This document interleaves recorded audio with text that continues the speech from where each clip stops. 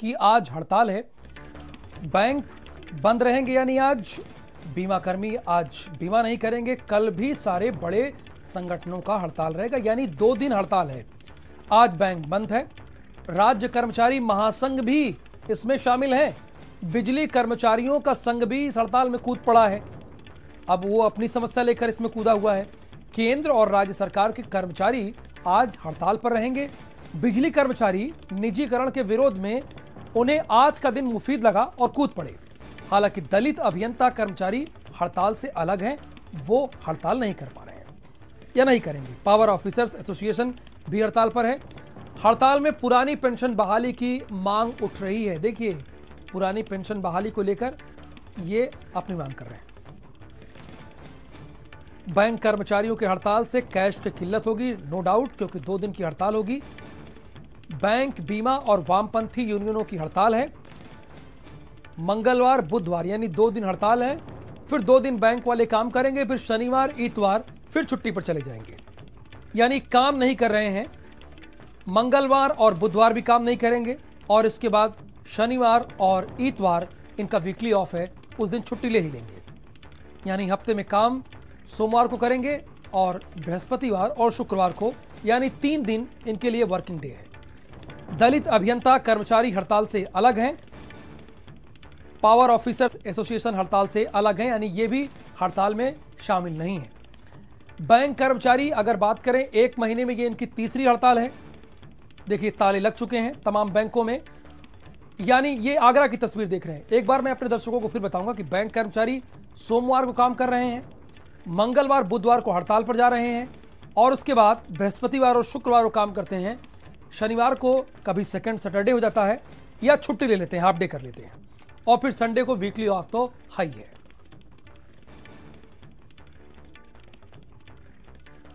ये तस्वीर दिल्ली की देख रहे हैं। देखिए, दिल्ली में भी एटीएम जरूर खुले हैं। ये जो खुले हुए देख रहे हैं ये एटीएम है, लेकिन बैंक बंद है।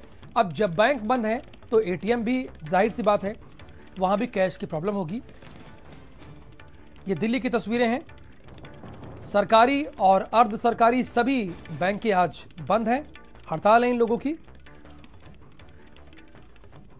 पुरानी पेंशन बहाली की मांग कर रहे हैं ये लोग और एक तरफा श्रम सुधार का भी विरोध कर रहे हैं।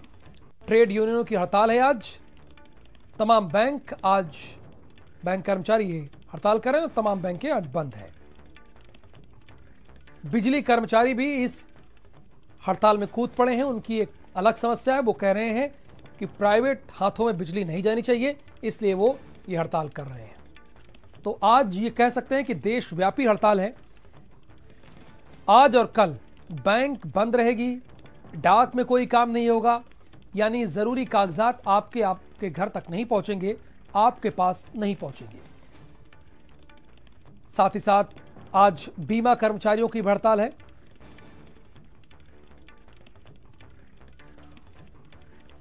और हमारे 3 संवाददाता इस वक्त हमारे साथ जुड़े हुए हैं। अलग अलग शहरों से हड़ताल का कितना असर है ये जानकारी देंगे।